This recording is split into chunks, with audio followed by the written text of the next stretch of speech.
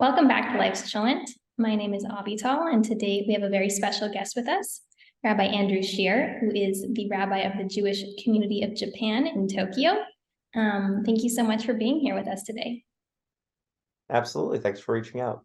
Of course. So I'm quite interested. You have a very interesting biography. You were born and raised in New York, and then you were in the U.S. Army Reserves. You're the chaplain at Rikers Island, and now you are a rabbi in Tokyo, Japan. Tell us a little bit about you, how that journey evolved, and how you ended up in Japan. Sure. And also, I should mention, I don't know if I was rabbi at the VA hospital as well. Oh, Did you? okay. Yeah. So I've had a varied career thus far. It stems from my work here in Tokyo in 2009, 2010, right after I graduated NYU. I really thought I was going to go to law school. That was my plan. I'd taken the LSAT. I was going to take the LSAT again because I just wanted to improve my score a little bit.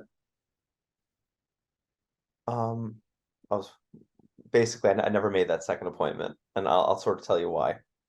While I was teaching English at a small school in the countryside, I was coming in every Sunday to teach in the Hebrew school here at the Jewish community of Japan. Just a little bit about my background. I went to Jewish day school growing up, K through 12. I learned in yeshiva in Israel. It's called Mevaseret. And then I got a bachelor's in Jewish history. So I had a pretty strong, Jewish background coming to live in Japan. But so many people that I knew that I grew up with had a very similar background, and none of them were becoming rabbis. None of them were becoming Jewish communal professionals. So it hadn't really occurred to me in earnest that I should be going down that path until I got to Tokyo and I started teaching these kids, second graders specifically, who really deeply were yearning for Jewish knowledge and Jewish connection, engagement, identity. And if the second graders were their parents, all the more so. So a story that I like to tell is I was teaching about, I think it was Pesach, about Passover. And a parent came to me when he came to pick up his daughter, and it was a father. The dad said, "Can you just give me 1 week in advance? Because I hate when my kid comes home and she's asking questions and I don't know the answers and it makes me feel foolish." So, and there were a lot of parents like that. Now, they were brilliant. They were geniuses. They were all, top of their industry, a lot of finance, but, different industries. They were all very, very successful. But Jewishly, they had not such a strong ability to connect with everything that was Jewish. The rabbi at that time sat me down when I was thinking about signing up for a second year of English teaching. I love being an English teacher.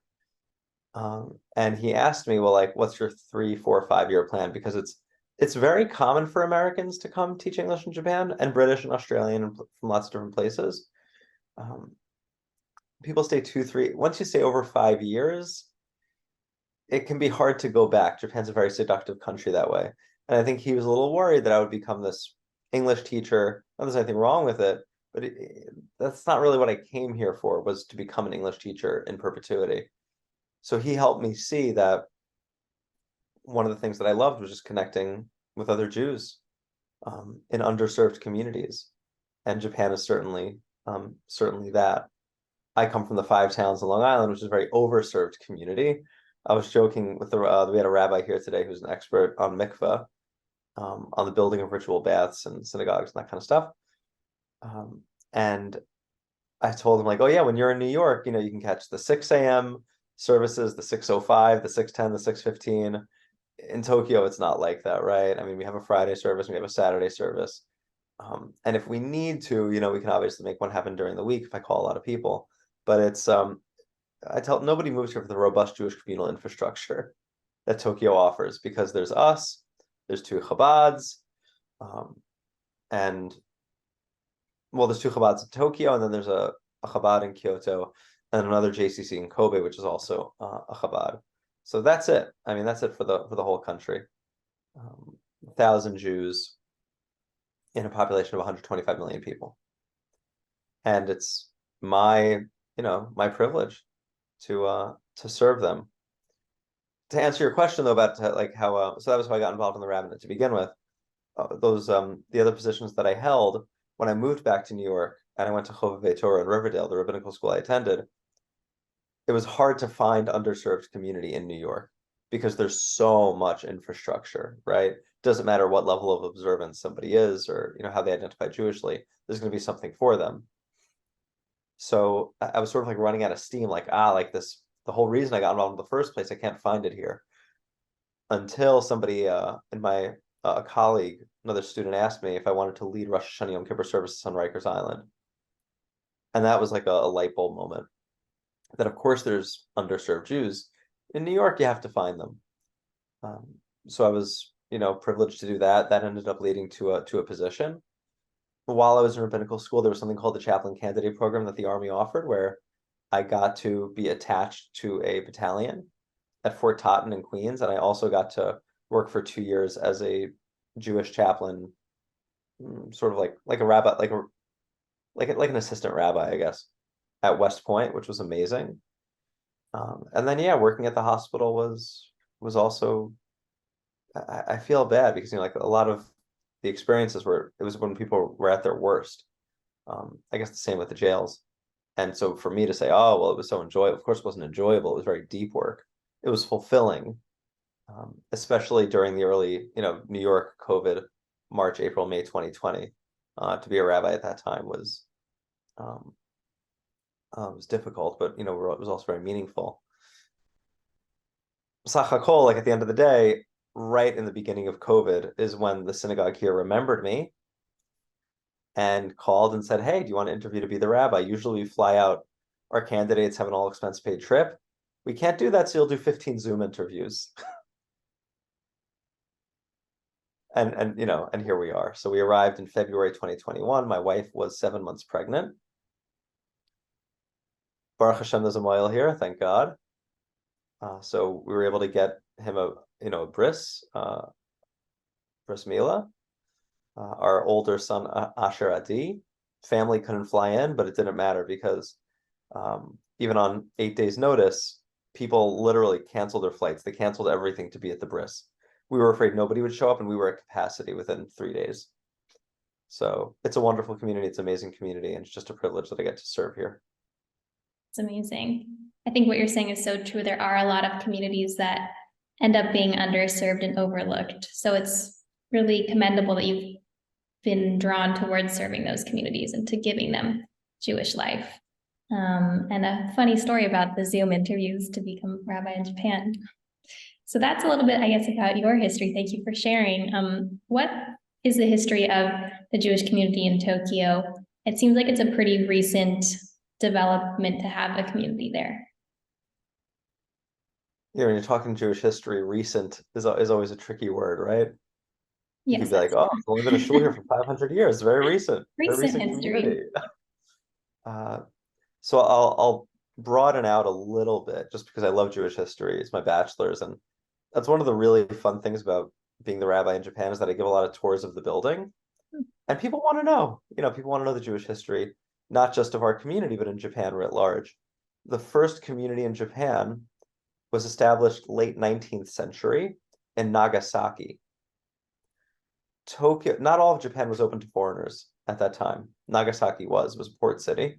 It had Dutch, it had Portuguese, then it started to have some Russians. And amongst those early settlers were Jews. And they founded a full-on synagogue that had the synagogue is no longer extant. I'll explain what happened in a moment, but there's still a Jewish section of the cemetery down in Nagasaki that is, the broader Jewish community, not just the synagogue that I serve, although I like to call it JCC. Maybe we'll talk about that later. But us and the Chabads, we all sort of work together because there's Jewish people buried there, and there is no community down there right now. So it's sort of all of our jobs to pitch in and help out, to keep it the way a Jewish cemetery ought to look. So that community ended up, I wouldn't say it died off, people moved. So the center of commerce moved out of Nagasaki, and it was moving further and further up Japan. Nagasaki is very far south. That community sold its assets, I believe it's either 1922 or 1923. You're going to be quizzed on that later. So, and fascinatingly, 60% of the proceeds went to the Jewish community I believe in Shanghai, although it might have been Beijing, one of the Jewish communities in China that was actually growing. And 40% went to build Medinat Yisrael.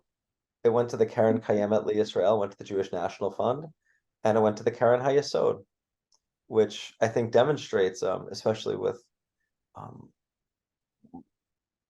what Israel's going through now, what the Jewish people are going through right now, the centrality of Israel for the Jews of Japan, not just 70 years ago from the beginning of our community, but really all the way back to the first Jews who lived there, just how important Israel was to them.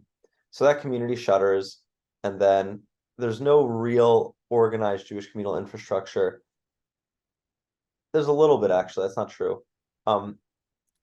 There's a cemetery in Yokohama called the Foreigner General Cemetery, and that has had a Jewish section, we know, beyond the shadow of a doubt, since at least 1923.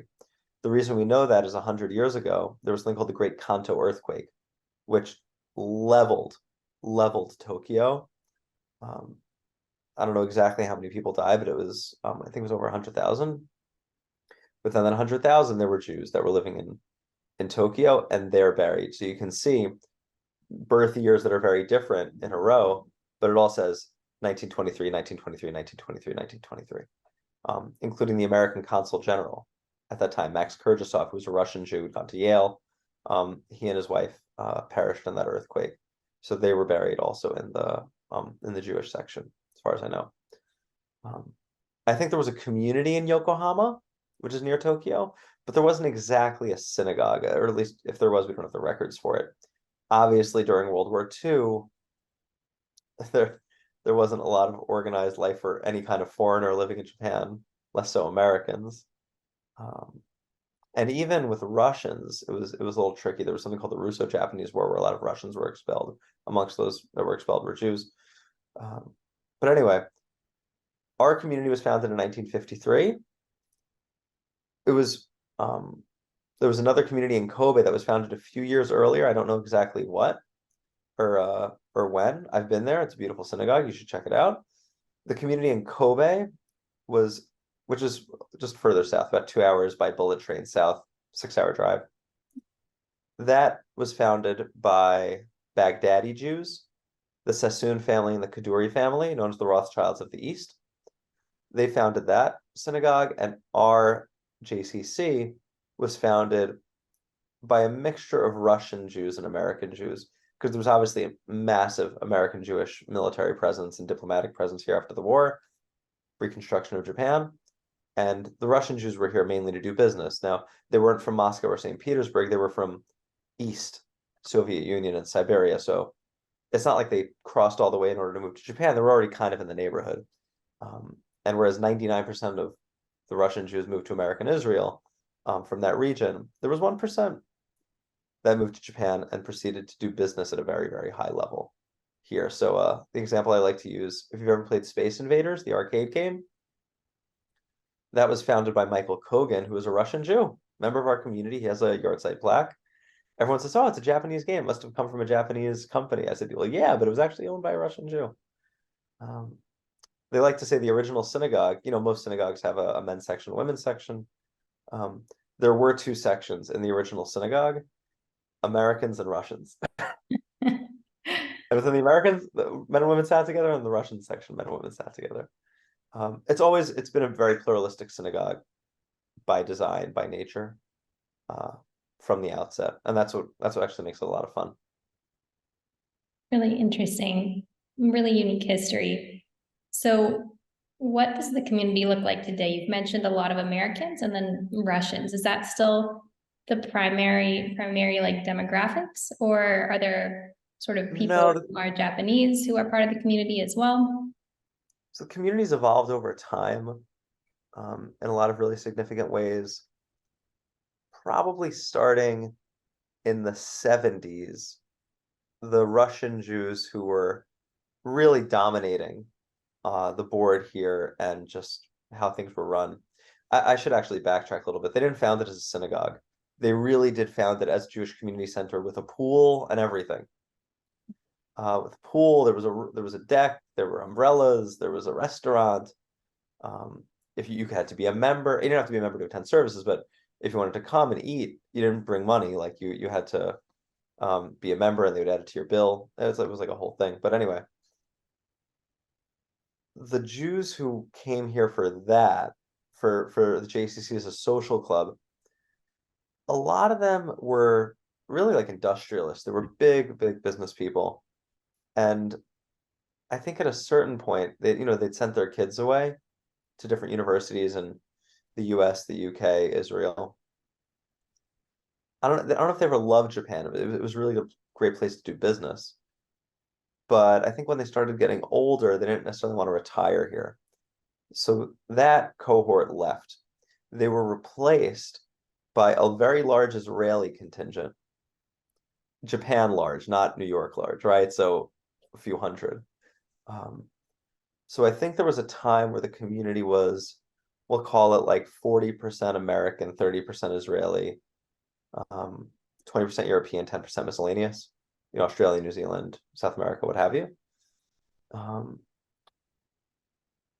When Chabad opened in the year 2000, a lot of Israelis decamped to Chabad. They had an Israeli rabbi.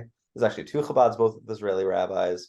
I think the American membership model didn't exactly speak to a lot of Israelis who, it's just not the model in Israel, right? So we've, I would say, unfortunately, lost a lot of our Israeli members to Chabad, and by the way, I encourage everyone to go everywhere. You're just as likely to find me at the JCC as you are at Chabad. I get along with everyone, and I encourage our members even to, of course, to spend time at the other Jewish institutions within Japan. Doesn't matter, who they are, how they daven, how they pray. It doesn't matter to me. We're too small of a community to have fissures, right? I just, not that any Jewish community should, but I think you get it. There were a few things. So the community reached a peak of roughly 250 members in the mid 80s.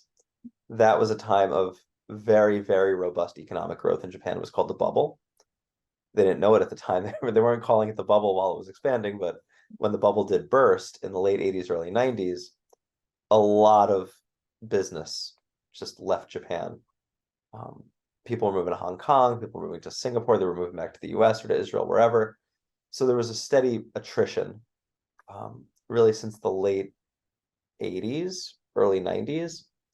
And then there were two big shocks. So the Lehman shock in 2008 with the Great Recession, a lot of these expats who were paid by their company to live here, belt tightening, budgets are smaller, so they were sent back. They would just find somebody Japanese, somebody that was local to do the job.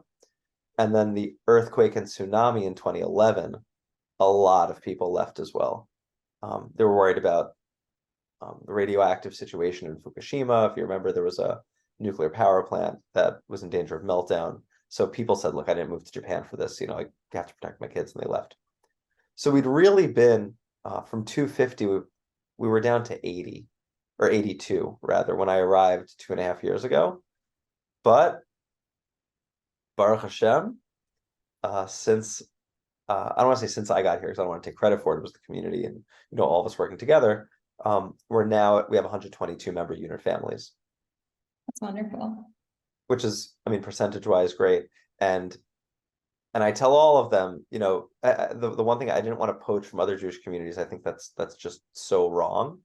I wanted to grow the pie. So what I tried to find Jews who are Jewish families that were not engaged or connected with Jewish life at all, and to say, hey, like there's a place for you here. We're the JCC. We've been around for 70 years. Just come check it out. Come for Friday night, come for Shabbos, come for a cultural event, come for klezmer, come for the Yiddish class, drop the kids off at the Sunday school, the Hebrew school, what have you. And thankfully, people who were not necessarily engaged Jewishly are more engaged now. The current demographics of the community, I would say 70% American, 20% European, mostly Belgian within Europe, a lot of jewelry, a lot of diamonds and pearls business. France, the UK, we have a Jew from the Netherlands. There's probably one or probably more that I'm just forgetting. And then so that's 20%, 5% are Israeli, and 5% are that miscellaneous group, so Australia, New Zealand, South America, and I like to say about 40% Japanese. Okay. Because very often your sort of typical member family here consists of usually a man, not always, but usually a Jewish guy from the West, um, usually American or European, who comes here in his 20s. So he's sort of a marriageable age, right? And he's dating. As much as I'd love to have a singles event, it wouldn't take we have a young professionals group, but a speed dating event wouldn't take very long here. Men or women, but certainly there's just not a ton of eligible Jewish women in Japan. So they date local and marry local. Sometimes the wife converts, sometimes she doesn't. Up to her completely. Everyone's welcome all the time. Don't discriminate in any way. If the wife doesn't convert, very often the children do convert. So I like to say we're not the Jewish community in Japan. We really are the Jewish community of Japan. If you were to come to a Friday night dinner or a kiddush here, you would be just as likely to hear Japanese as French, as English, even Hebrew. We had a Hebrew speaking table a little while ago. So it's a real melting pot. Makes it a lot of fun. That's really nice. I think that's very special. And, you said you try to get people to come in for something, but Judaism does tend to resonate within us, even if it's dormant for a long time.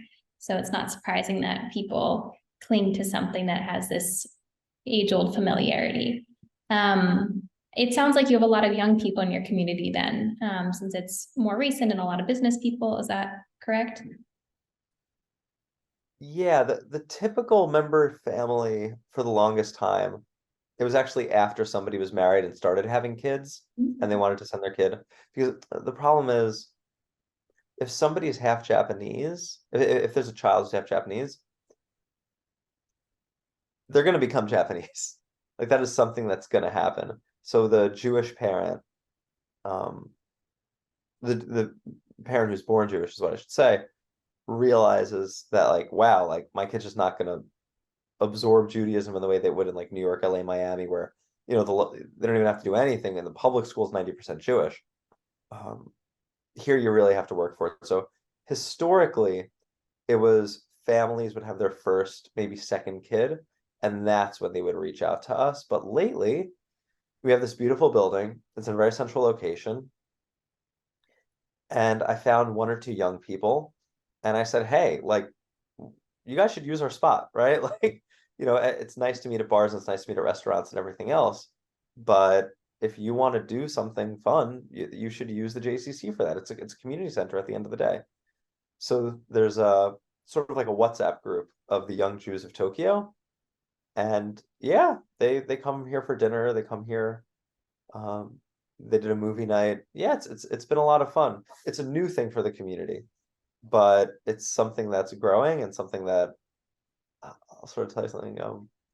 The people who are on the older side, so people who are empty nesters, love it because everyone wants to be around young people, right? Like Good they want to energy. show up and be like, oh, am I at like a 55 plus community? And like not saying anything bad about that, but it brings a new vibrancy and an invigorating energy to have. And by the way, I'm like already on the older side, like pushing 40. We got two kids. I'm talking about like the young people. They're great. They're a lot of fun. And they come from all over, all over. That's awesome. So tell me more about this Jewish community center you have. I think you mentioned a mikveh. You mentioned a Sunday school, I believe, and Shabbat services. Tell us what sort of amenities you could call it the community has. Sure.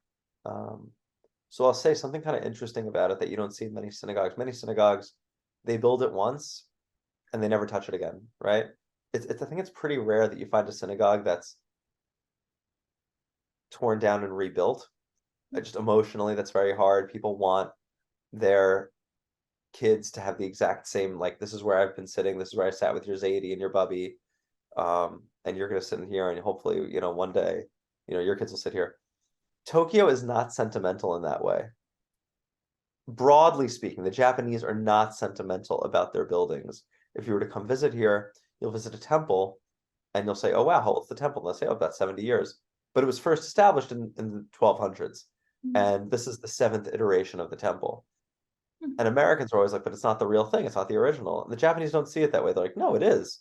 It's just we rebuilt it because we wanted to. They don't see it as like, oh, it's been around for 500 years. It's more authentic. It's the town. It's more the community, not like community necessarily, but it's the fact that this place has been used as a temple for however long. There's also a lot of earthquake codes that change. Technology changes, and we want the latest. Our building was tested during 2011. It was swaying back and forth. They don't use very rigid building materials, or a little less rigid than you'd find in a lesser, because you want the building to sway. You don't, anything rigid is going to crack. So the first building already existed in 1953. It was actually found for us by they didn't call him ambassador. They called him the chief minister of the Israeli delegation, or the legation. He found this piece of real estate for us. The Israeli embassy was going to be here. He decided against it. He thought it was too big. So he went over to the Russian Jewish business community and said, hey, do you want to buy this for the JCC? And they said yes. And it was really that decision, why we're here. Taipei only very recently, within the last year or two, built a Jewish community center. Seoul doesn't have a Jewish community center. Beijing and Shanghai did, but the communist government seized them, and I think they're trying to rebuild or reclaim their heritage. So in East Asia, Bangkok doesn't have Chabad now, but so the fact that we have existed as a synagogue or JCC in the region, it really takes a lot of people by surprise. In terms of what amenities we offer, so that, like I said, oh sorry, I should have said this is our third building. We had one building in the middle, and sort of every 30 years a building is torn down and rebuilt. We have a mikveh that was just looked at today by a mumche, they say, an expert, and gave us a clean bill of health. He said, if I was building it, I would have done things differently, but it's not the end of the world, as I'd expect, right? So we have a mikveh, we have a sanctuary, right? Where we daven, and I'll share a little bit about services. We have a library. It's the only library in the world where you'll find Japanese, English, biblical rabbinic Hebrew, and modern Hebrew all in the same place. And that's intentional because we want anyone who walks through our doors, that when they walk in the library, they should be able to take a book off the shelf. So there's a section for everyone. We have a Hebrew school. It meets primarily on Sundays, and then the bar and bat mitzvah students come on Wednesday. And yes, we do a Friday night dinner every week, which I think is actually pretty unusual for a lot of mainline synagogues. There's a cost associated with that.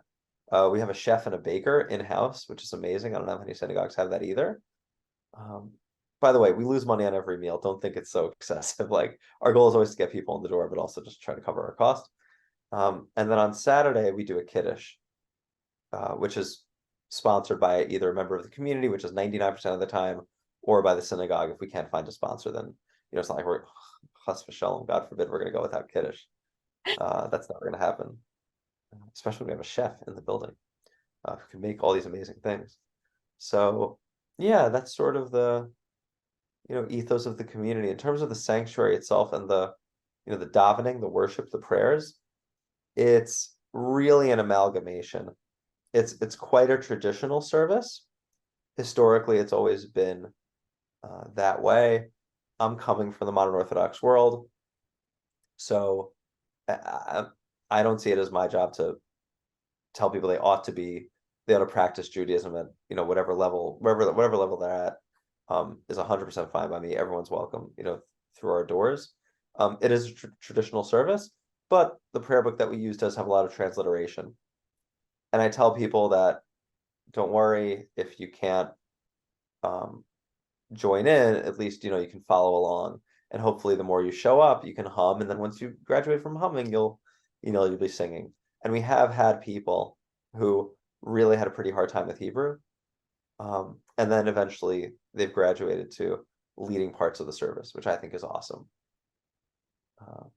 So yeah, and yeah, people thought, because the community is a bit transient, so we might have somebody who can read Torah great, and then they leave, and then like, what are we going to do? Except we have an amazing Baal Koreh who reads Torah beautifully. But we have people who have strong Jewish day school background. We have people who might not have been in a synagogue since their bar mitzvah, and we have people who, I don't want to say didn't have a bar bat mitzvah. I don't mean like not a judgment, like God forbid. And we do adult bar and bat mitzvahs too, but just people who really all they know is that they're Jewish, and they're welcome. They can get an aliyah. Like they're welcome as a full member of the community. That's wonderful. I think it's very refreshing to hear about how inclusive the synagogue is and how much you try to meet people at their level. And I think that's something a lot of communities could aspire to. What are some of the struggles that the community faces that may or may not be unique to Tokyo?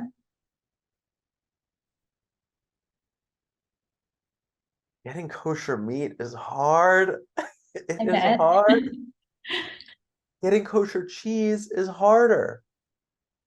That's even more difficult. Don't ask me why. It's hard. And I think a way to members, a way to attract somebody to a Jewish communal life is very often through their stomach, right? It's something that they're going to connect with. It's like a meal. We always make do. This is one area where we work directly with Chabad. It would make no sense for both us and Chabad to be importing beef sort of in parallel. So I think thankfully they handle it. We used to handle it, but they took the mantle there, which makes a lot of sense because there's a kosher restaurant here that's run by Chabad, and they get a lot of tour groups that come through. So if they're ordering a lot, then we'll say great. And we want to pay you for that. And we want not just pay you for the meat, but add a percentage. We want you to be successful. I don't think that the Jewish community of Japan writ broadly, not just our synagogue, not our JCC, we're only as successful as each other, right? So we want to encourage that. We want to encourage everyone's success. So we'll often go, we'll get our meat through Chabad. It's not so easy for Chabad to do it either. But it's like we're beholden to Japanese law and imports. It's actually meat and chicken are not the biggest problems. We can always eat fish, right? It's not the end of the world. Lulav and esrog, the 4 species, right? The palm, the citron, the myrtle, and the willow, to bring that for Sukkot is really tough.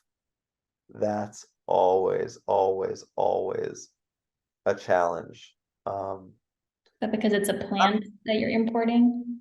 Exactly. And the paperwork's the same, whether you want to import a container of avocados or a ship of avocados or 10 sets. Got it. So it's weird things, right? It's stuff like that. There is no Jewish day school in Tokyo, which is a sadness. Singapore has one and Hong Kong has one. The numbers aren't so big here to support that, although, I'd love to be proven wrong. So like, we have 2 kids, a 2-year-old and a 5-month-old boys, and we would love, both my wife and I went to Jewish day school, and to not be able to provide that for our kids, would be a sadness. But I don't know. I mean, our 2-year-old's in a Japanese daycare now. What I tell everyone is the Jewish content, he's not getting any of that, right? Japanese daycare's not gonna be able to provide. He's not coming home with, a grogger on Purim and like a little menorah, thing that he made. But his midot, the values that he's learning are just second to none. The importance of being considerate and kind and putting the other person before yourself, and to always be thinking about how you're treating other people, that is just so sacrosanct here. 2-year-old to 110-year-old, whatever, from the emperor on down, the entire country. And I know that sounds like hyperbole. Come here and prove me wrong. I had a very funny email this week from somebody from LA who asked, he's staying at a hotel that's a little far away from the JCC, and he said, it's an hour and a half walk here for davening, for services. So he's going to take a cab before candlelighting, before Shabbat starts. And then after Friday night dinner, he's going to walk home. And he said, am I going to be walking through any bad neighborhoods? There's no bad neighborhoods in Japan. There's literally, it sounds crazy to say that. I would walk any street. I don't want to be sounding naive because to me, it's true. It's not that crime doesn't exist here. Of course it does, but it doesn't go and find you. Um, yeah, I would really walk any street at any hour. So, I feel like content we can give our kids, but the derech eretz, like the way that people should behave and comport themselves, I dread the day that we move out of here. And I don't know when that's gonna be, but I dread that day because I know that our sons' midot, their values are there's no other place like it. There's no place like Japan for that. That is very special, and I want to get this straight. So, two quick questions first. One, where does the kosher meat come from? What's the closest region? Iowa. Really? That's not what I was expecting. Okay. What'd you think? I figured maybe from Israel it would be well, I guess not. Maybe Iowa is closer. I'll explain why. So in a lot of ways, we're beholden to the larger expat foreigner community, right?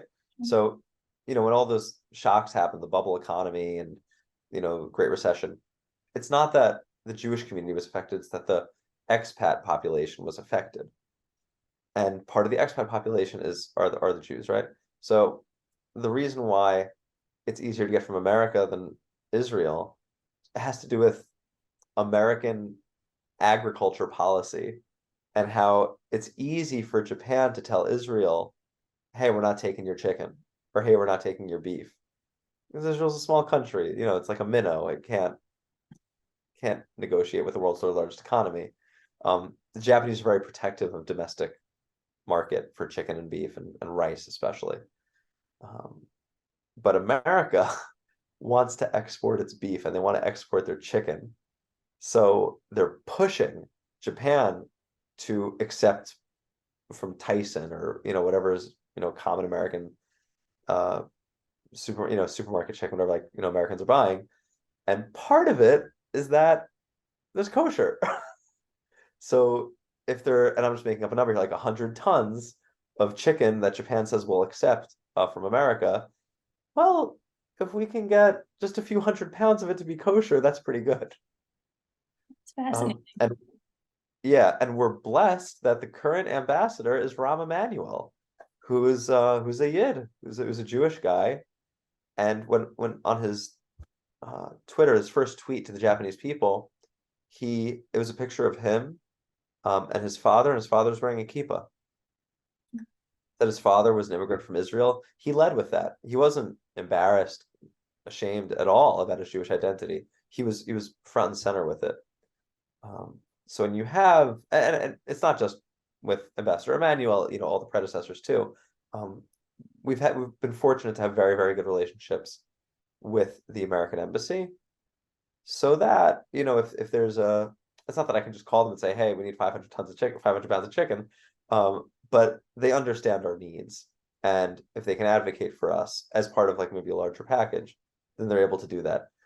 There's no strong demand for lulav and etrog, so it doesn't work in that way. But we always manage, we figure it out. And yeah, I mean, in terms of just another difficulty, look, there's not a ton of people moving to Japan. So when we lose a family, it's heartbreaking. Each family really matters. I couldn't tell you growing up, the synagogue, it might have had 1,000 families or 2,000 families, and I really genuinely couldn't tell you. So when one leaves or one joins, I mean, that's like a daily occurrence. Here, when a family leaves, it rips your heart out. So we have we try to have like a sayonara kiddush, where we say goodbye, something like that, especially to the kids if they're in the Sunday school. But I mean, we're not unique in that regard. Hong Kong is like that. Singapore is like that. It's just part of the ebb and flow. In a bit of, in a sense, that's kind of a strength also, that it's a close-knit community because of the size. What about anti-Semitism? I've spoken to some communities recently that say they don't experience anti-Semitism. What is it like for you in Tokyo? We don't really experience any anti-Semitism in the classical sense, right? I don't want to tempt fate. But like, kind of hard. Like, I'm not worried about swastikas being daubed on our graves, like stuff like that. It's just so far outside of what anyone would think to do here. Again, it's 125 million people. It's not a small country. It's quite a large country. I don't think the Japanese, not to speak for 125 million people, but in general, the Japanese don't have a really strong conception of Judaism and the Jewish people. They don't have a strong conception of Christianity either, or Islam. It's an island nation. It was isolationist until the 1860s. So they're pretty domestically focused. They look inward. They have a very strong awareness of the region, Korea and Japan, or Korea and China, Taiwan, a little further south. Russia, they do because they fought wars with Russia over time. But they don't really, I don't know if they know the difference between a Jewish person and a Swedish person, or a Finnish person, or a Dutch person. They sort of have like, okay, you're Western. You have this different set of beliefs and practices that I don't really know much about. That's not to say that they don't have misconceptions. One thing that we fight against as a community, and this is something that we've had to do for a long time, there will be books that are published here, like the Protocols of the Elders of Zion, or Henry Ford's The International Jew, and they're translated into Japanese, and they're placed in the nonfiction section in the library. Like, this is, like, you want to learn about Jews, you pick up one of these books. But why would they know, right? It's obvious, I think, to somebody in the West, or I hope it's obvious. But to somebody in Japan, they really don't know. The best-selling book, and you can check this later, you have a fact checker. Best-selling book of the 20th century in Japan was a book called The Jewish Way of Doing Business by a man named Fujita Den, who ran McDonald's Japan. I've seen the book. I don't read Japanese, but I get questions about it all the time from Japanese people. I think it's in 11th printing. I have no idea where he got some of the stuff that he got. He said that Jewish kids are taught to lick the Torah, and that's how we gain wisdom. This is accepted as, not to mix metaphors and religion, like as gospel here, okay? Wow. So yeah, we see it as our job to correct misconceptions, but those misconceptions don't manifest into anything resembling anti-Semitism. It's just, they don't know. I don't want to say ignorance, it's a pejorative word. Like, it's not ignorance. They really just, they wouldn't know where to start. I'll give you an example. When I lived in the countryside, I had some Japanese coworkers, and they said, "Oh, like, well, what are you? Like, we know you're American. Where are you from?" So I was giving them my background. I said, "Yeah, and I'm Jewish." They said, "What's Jewish?" And I looked it up. Every phone here. Well, now it's obvious because there's an iPhone. Back then it was a flip phone. There's a little translator app, and I said, "Oh, Yudaya-jin," which is the Japanese word for Jewish or Jews. They had literally never heard of it. I had to teach them the Japanese word for Jews. Yeah. Well, I mean, And you that's said not it because they were was 1,000 people out of 125 million. I guess it is such a small fraction of the population. tiny, Yeah. tiny. And if you were to pick up your, the most common Japanese newspaper here, the first multiple pages are all going to be about Japan.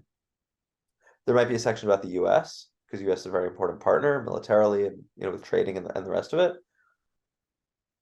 The part that's about the world, like Israel, it would nowadays it's a little bit more prominent because of everything going on, and the Japanese very they view Israel through the lens of like oil, and like, oh, we don't want to upset the Arabs because then they'll shut off oil, and Japan's very dependent on natural resources and that kind of stuff. But they don't really have an opinion about Israel or Jews, not in a meaningful way. So, for instance, when we had a big rally here, actually there were two Japanese groups who showed up. One are Christians, and the other is something called the Japan Israel Friendship Association. So there are some people who are very tuned in. but at the rallies, I don't know what's anti-Israel, frankly. At the anti-Israel rallies, there were very, very few Japanese people there. There were Malaysians, there were Pakistanis. That's pretty much it. I mean, maybe there was like one or two Japanese people, but it's really your average. I'll give an example on the YouTube video of the uh, anti-Israel rally. Let's say it said, "These people are violating immigration policies. They should be deported." Mm.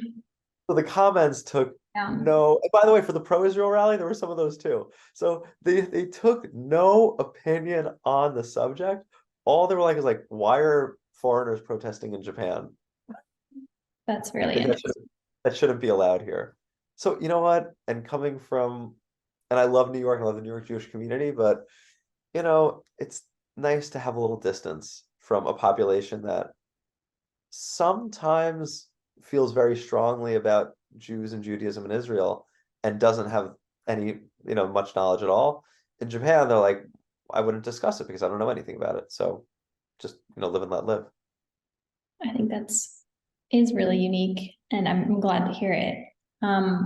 Tell me about the strengths of the community. What makes Tokyo unique in the sense of its strengths? Yeah.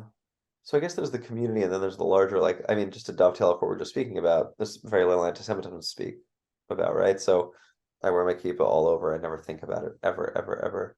Um, Even when I would walk around New York, you'd get people who'd say shalom, but it was a little like aggressive.